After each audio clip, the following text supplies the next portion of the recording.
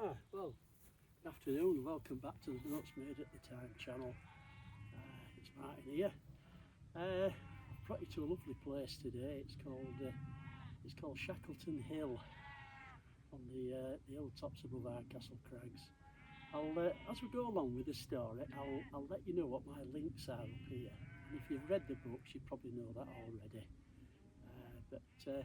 Hope you enjoy the stories as they go along. I'll just throw in a few odd tales of daring do as I go along with it. So, yeah, let's get into it.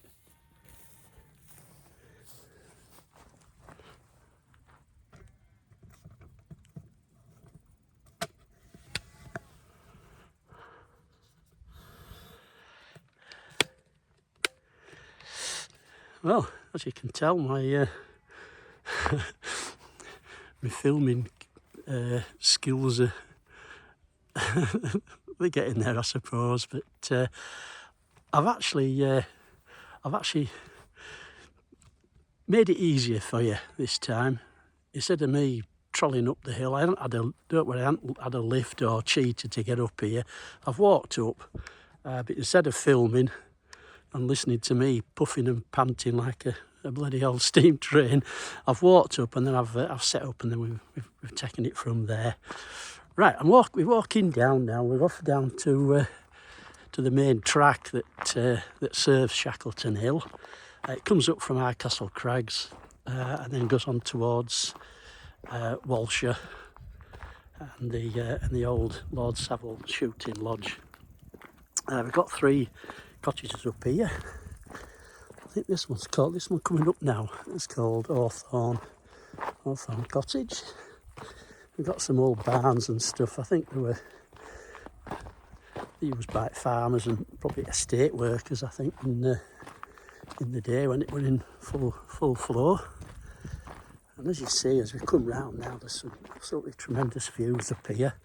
It's a lovely day today, which is a bit deceptive, really. Especially one of the tales that I'll be telling you in a while, when it was absolutely thick as snow. It changed into a different area, different spot altogether.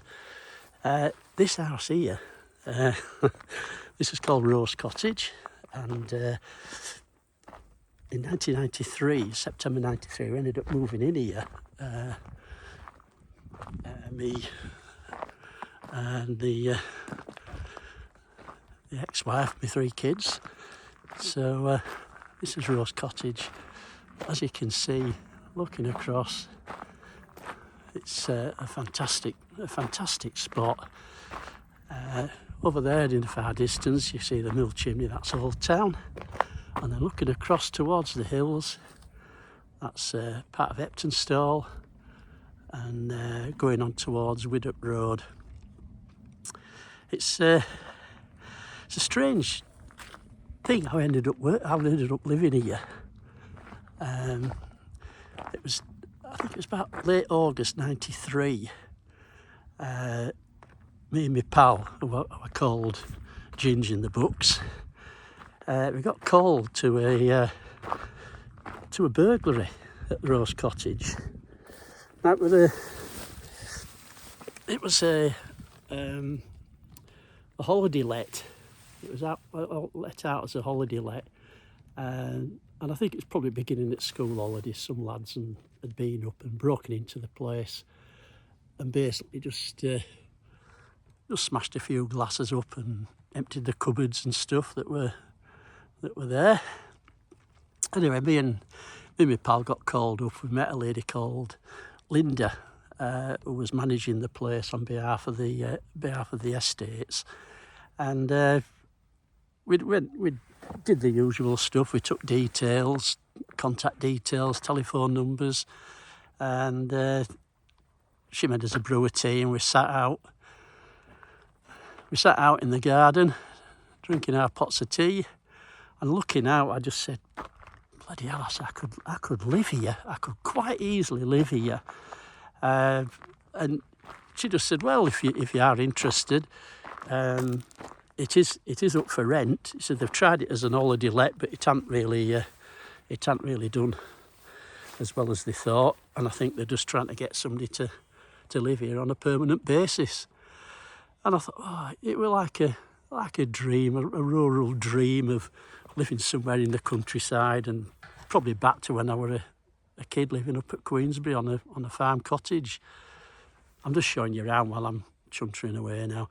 And I stuffed it in the back of my pocket notebook, and I didn't think much else of it really. And then it was, I think it was a couple of months later, we were well into school holidays, and we'd been, I took the wife and kids camping at the Pennine Camping Centre, which is, what? It's a couple of miles along Whittup Road, so we didn't venture out too far. I think we knew to camping. We didn't want to go too far in case it rained and we had to get back home. Yeah, so we're there camping away in the crags, or just on the hill above the crags. And we were out for a walk. We set off for a walk, and we did the river route, and we did down to Gibson Mill. And then we came up from Gibson Mill, turned right on towards Shackleton. And as we were walking past Rose Cottage, I just said, I said, how would you like living there? I said to the wife and kids, and they were just absolutely amazed by it. And we all ran up to it, and we're all staring through windows and stuff, and basically fell in love with it there and then. So what? the following week, when I was back off my leave, I rung the agent for the estates and just said, look, we're interested in moving in. What do we do? And they gave us some instructions of how to carry on. And then I, at the time with the police, you had to have permission to move house. So basically, I put a minute sheet in, a report to the chief superintendent, and just said permission to move house. And it came back within a couple of days and said, yeah, can't see any problem in that. It was like an old Victorian condition of service. You had to apply to move house. You had to apply to get married or request to get married, and I think checks were done in the area or whoever you were planning to marry, and off you go. Like I say, it came back, and then beginning of September, I think around the 13th of September, we packed up our old Series 3 Land Rover one Saturday and basically moved in. Moved into Rose Cottage, and and the rest is history, so to speak. It was a fantastic time up here. I really enjoyed it. I weren't too far away from work, or only like half an hour. And I can remember, I'll just tell you this about the day we moved in.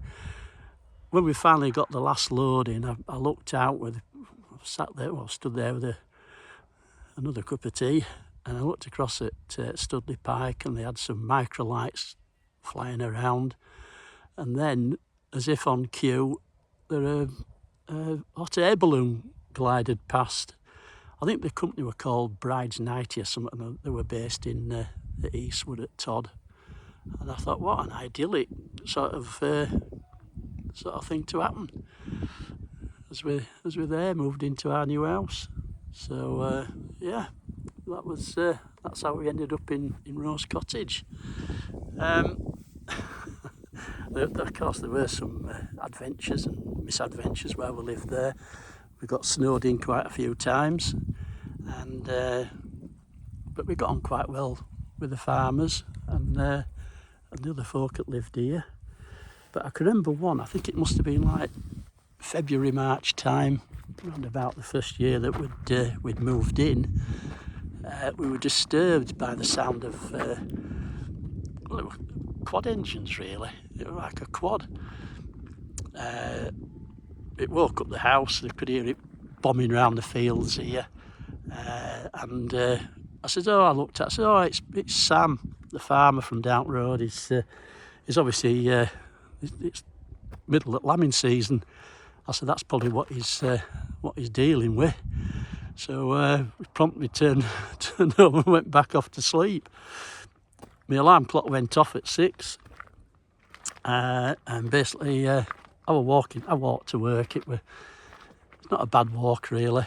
I left the Land Rover at Rose Cottage for the wife to use, so it was a good bit of a good stretch of the legs, so off I went.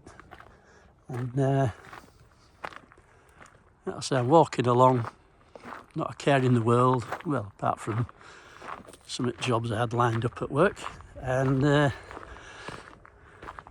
all was fine and dandy.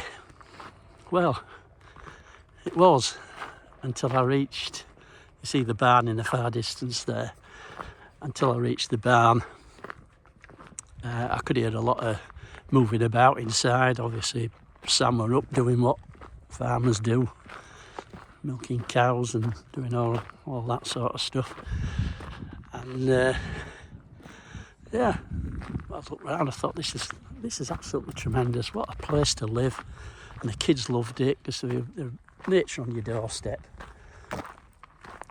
And you look across and it just, to me, that it always reminded me of the opening scenes of Heartbeat, Yorkshire Television's Heartbeat, when you look across. I should have got some music on really, shouldn't I? Nick Berry singing Heartbeat. Anyway, I kept going along, and finally reached the barn. There was Sam's tractor parked up, and like I say, the usual noises of early morning farm activity. There were already some sheep in the field. There's some there. These are a bit older than what they were at the time. And just over there, where those crates are, that's where Sam was sat, smoking his first Golden Virginia roll-up of the day. So, morning Sam, how are you doing? Never mind how I'm doing. I've had my bleeping quad nick last night. Anyway, I said, I thought it was you just being busy, running after sheep. He said, no, it weren't me. He said, and I got up, he said, to find that my quad had been nicked. I said, oh, so that's what I heard last night. He said, you what? I said, yeah. I said, I just thought it was you, scudding about, chasing your lambs and stuff. He said, bloody hell. He said, I live next door to Hebden Bridge Police. I said, and I still get my bloody stuff nicked. It still is probably a thing of getting your farming equipment, your tractors. There's a lot of money involved in it. And of course, it's not just the tractors and stuff, it's the machinery that goes with it. You know, some of it's specialised stuff. And then there's, you used to laugh at me, there is instances of sheep rustling, believe it or not. They'll turn up with a big truck or a van. They've got the farmer, they've got the trained up collie, it rounds up the sheep and in the bag and off they go.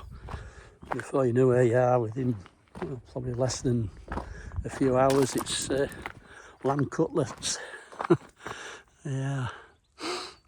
Anyway, I'll move on to another tale. It's a bit more dramatic.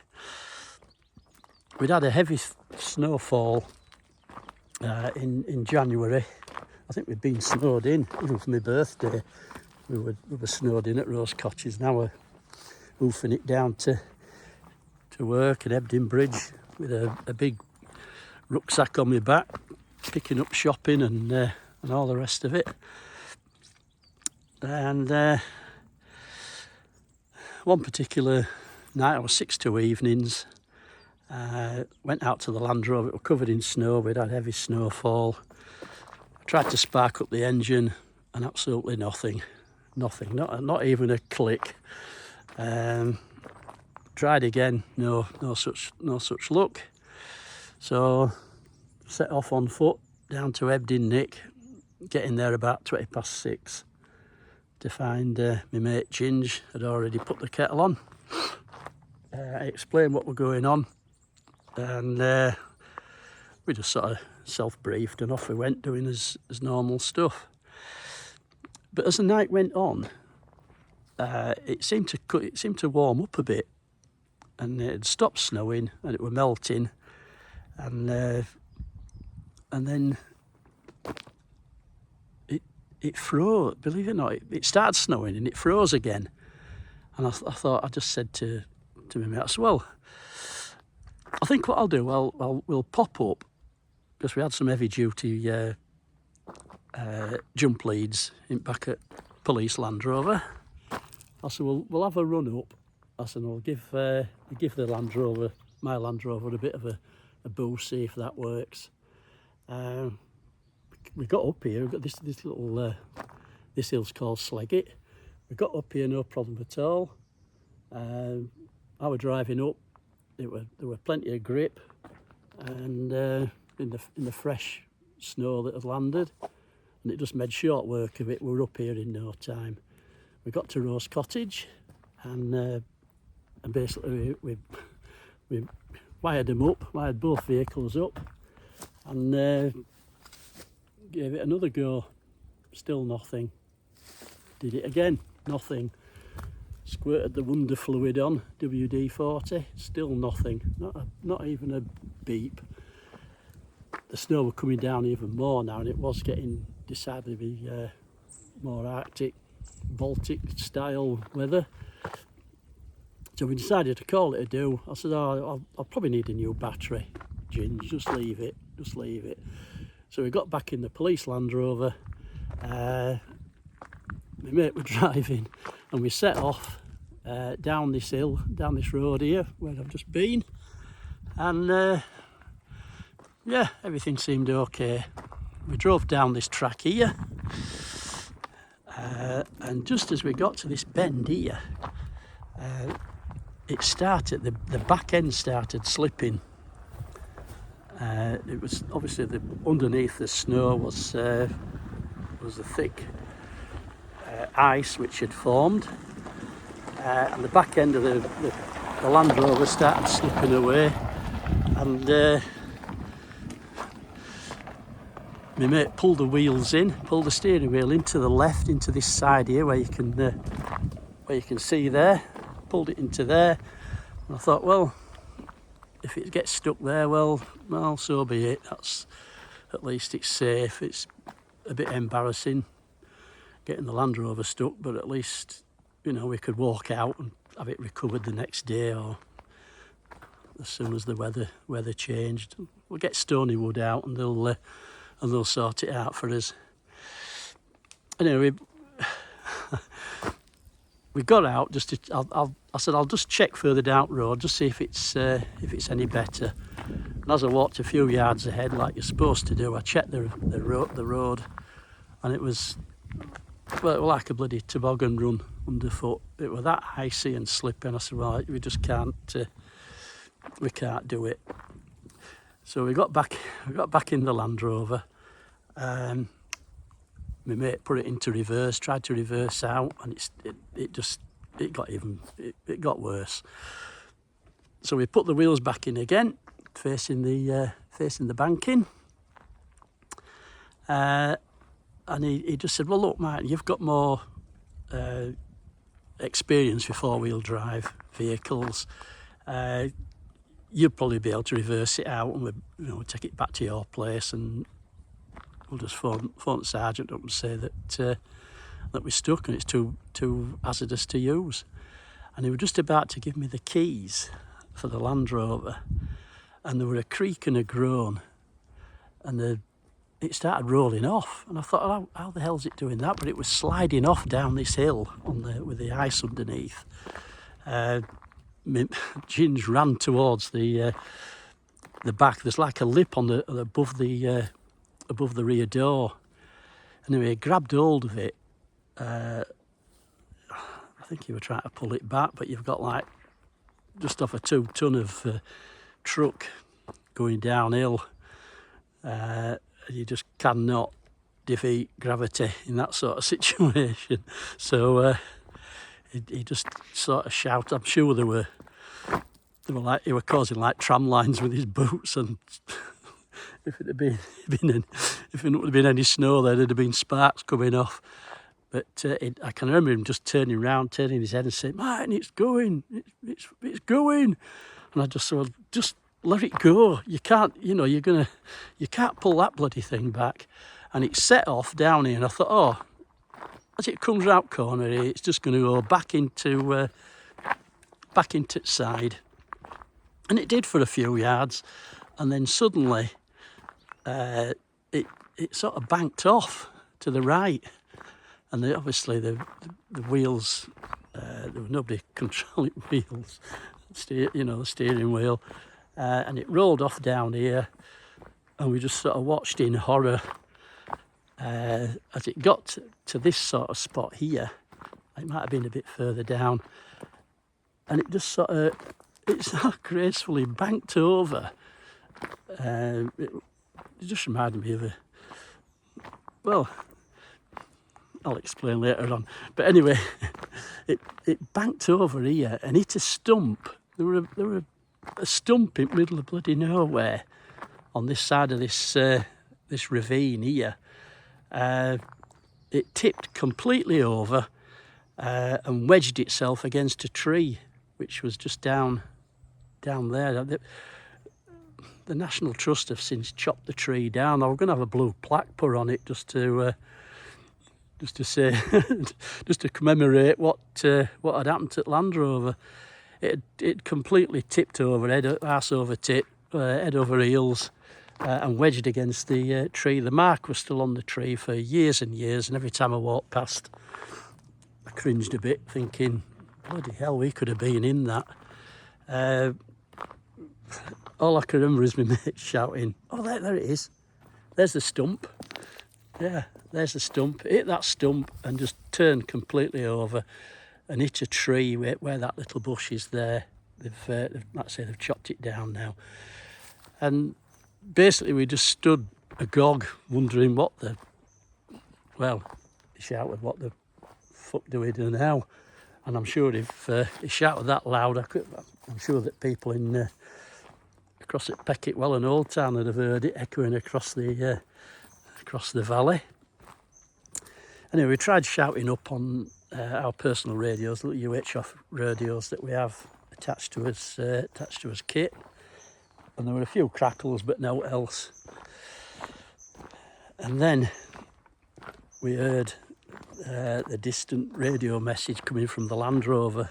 It was force control on the VHF, which is a secondary radio facility we've got in the vehicles. Delta 5, do you receive? Over. And we just looked at each other. Well, I think we were in shock really, and I just tried to lighten it. Are you going to answer that then? I won't tell you what the reply was. Anyway, it turned out they had been receiving us, and apparently they'd heard us expletives as well, which, well, it's understandable and forgivable, I suppose, in that situation. The sergeant eventually pulled up. He didn't come this way. He went the other way through Gibson Mill and up that way. It's a bit safer. And he were asking us for an explanation, and well, even if we'd have come out with something really outlandish, like we'd been abducted by aliens, or there were strange lights in woods and all the rest of it, I think the proper story were more outrageous than anything we could come up with.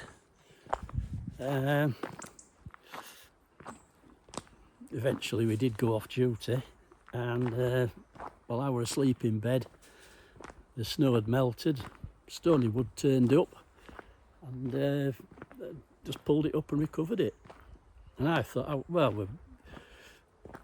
me and my mate, we got back to work on the following evening at 6, and we were just bloody sure we were in the cart for it. But really, we weren't off our beat. We weren't, well, apart from me trying to get me a bloody Land Rover started up, we weren't doing anything that we shouldn't have been. And a few weeks later, we had to go see superintendent, who put us in naughty book for our exploits with the Land Rover. And then I think it was out within 3 weeks, the Land Rover were back. It had, obviously with it rolling over, it had taken off the top beacon and taken off the VHF aerials on the roof, and it was back as though nothing had happened.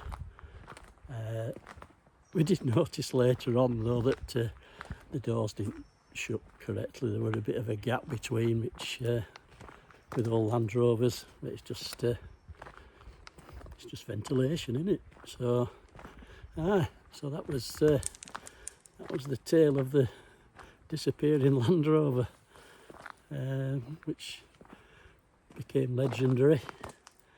There are all sorts of drawings going on of a Land Rover being lifted out by an alien bloody flying saucer craft, that, you know, beaming up like something off Star Trek. But yeah, thankfully that was there was no injuries, little damage, and it went down in history as one of those Happy Valley events.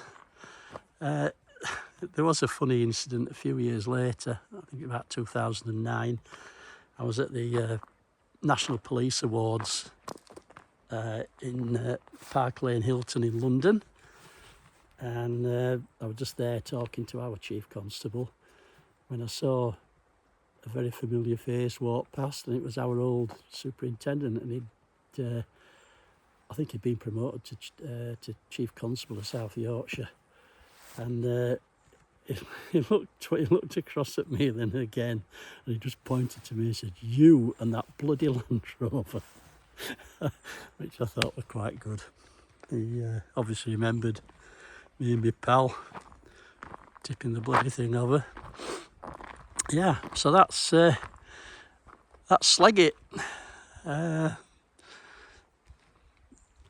Quite a steep track. We've had it was like a weekly event, like anywhere else in Crags, with mountain bikers coming down and doing a bloody circus act, hitting rocks and bloody falling over, and having to get the rescue team out to recover them.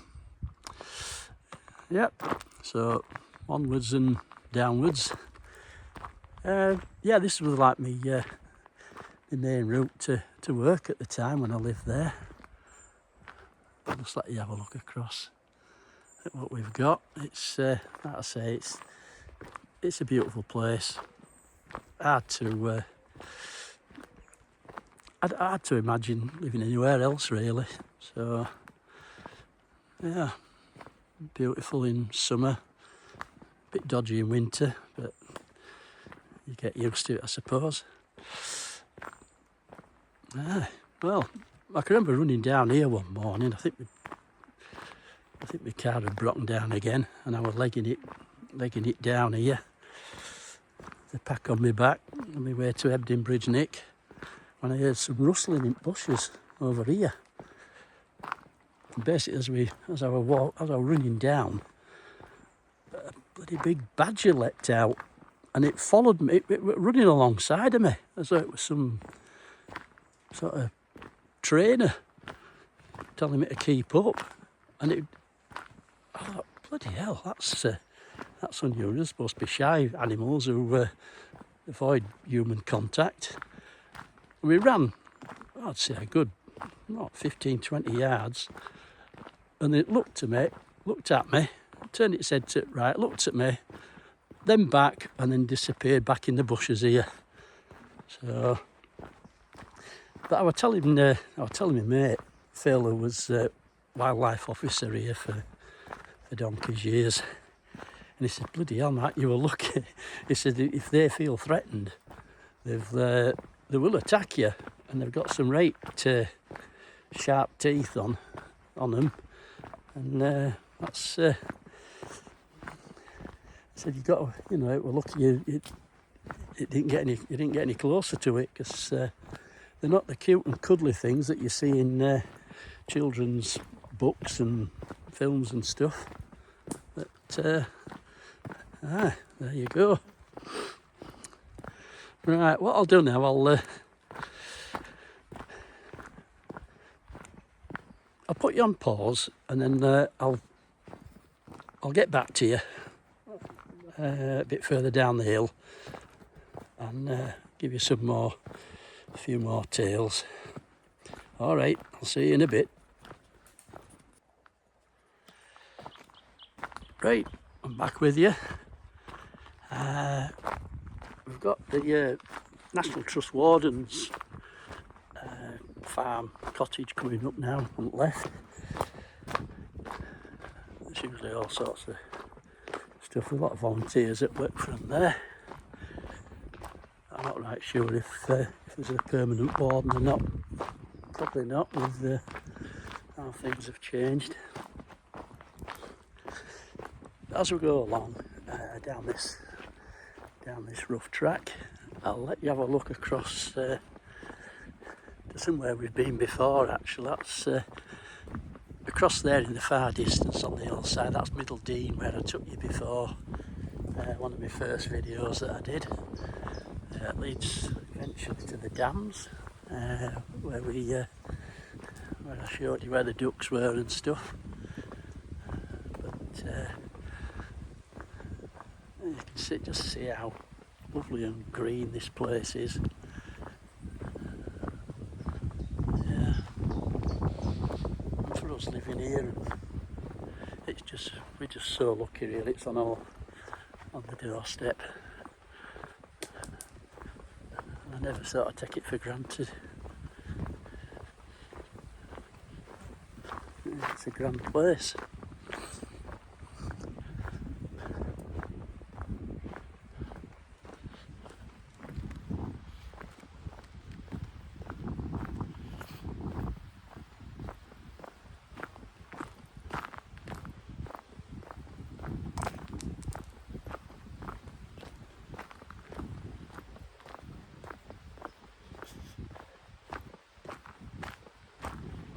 Not ignoring you, I'm just looking around at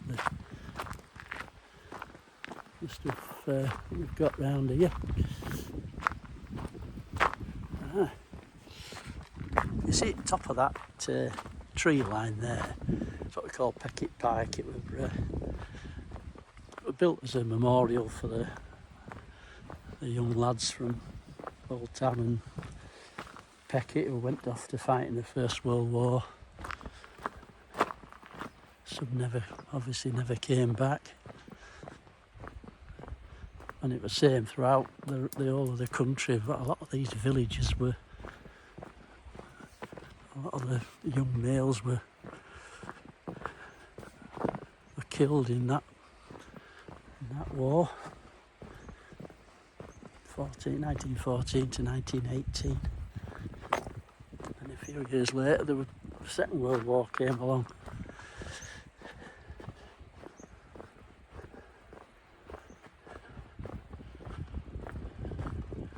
It must have been bloody awful for the families. The parent, you don't realise until you become a parent yourself. I joined up at 16, but I was lucky, there were no bloody wars going off. It was the Northern Ireland thing, but I didn't really get involved with that. I joined in 1974 and came out in 1980. And thankfully missed the Falklands as well. So really it's I had a bit of a charmed life in the Navy. We were just sailing round showing the flag. Right, back to Hardcastle Crags. We've got two of the top car parks here. There's one here. There's hardly anybody in it today. And there's a split level one there. And you come up at weekend and it's absolutely bloody packed out. Can't move. Like I said before, I said they all disappear into crags, into woods. You never see any of them. But folk come from miles around to have a walk in the famous crags. Way out Ebden Bridge. Hiya. Hiya. Way out Ebden Bridge. That's I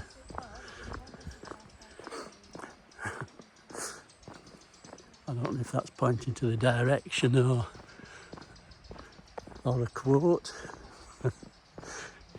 Because it's pretty way out. Well, it was when I first came down here. They were all 1960s, 1970s hippies who had bought a lot of the houses there. And I think within a few weeks I sort of blended in, became all a bit native really. I'll find a place to be. Right, we're just coming to the main entrance really, to Crags. I'll just show you this bit here. It's the National Trust have set up like a charity bookshop where you can pop in and buy a book. I think the main one's up at Gibson Mill. I'll take you up there one day. Oh yeah, once I get me, I've sent off for some, as I said before. Right, this is the main track, and that's where I used to set off on my 4 mile run. I used to set off up there, Gibson Mill, to eventually coming out at Shackleton Hill, and then back down this track to the beginning. And then when I was doing a run for it was a police charity, and a charity for, well, I think it was before Help the Heroes, or might have just been in between all that, called Commando Corps. And we did a half marathon in full kit round the centre of London. So I did all this for my training area. I was doing 8 miles on me in my full kit. A big back on my back. Also, during the foot and mouth, this were. I do. Yeah. Oh yeah, you're right. During foot and mouth thing occurred. This were all sealed off. It were like I called it like a forbidden forest because we weren't allowed in. It were all sealed off to prevent any spread of foot and mouth.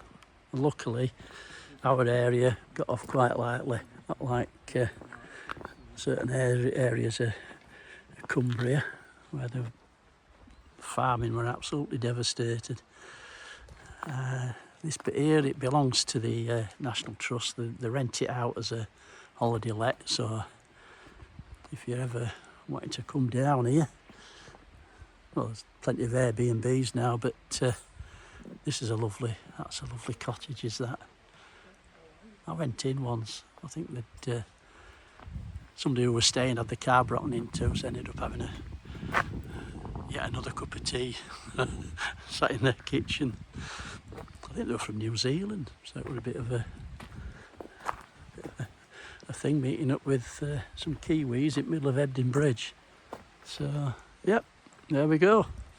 So, I'll get back to you and give you another bit of a tour. Oh, but before I go, here we go again.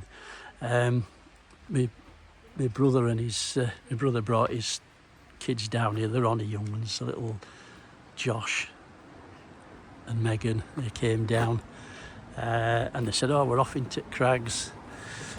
So I just said, oh, that's brilliant, but watch out for bears, there's bears in woods.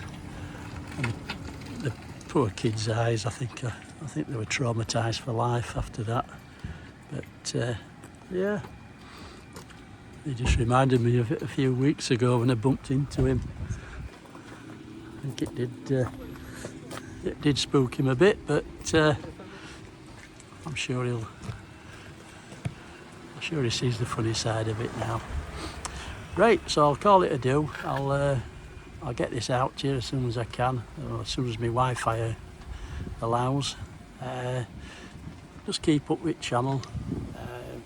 If you are enjoying them, give us a thumbs up, subscribe, give us a bit of a mention in your comments, pass it on to your pals, and enjoy the rest of the day.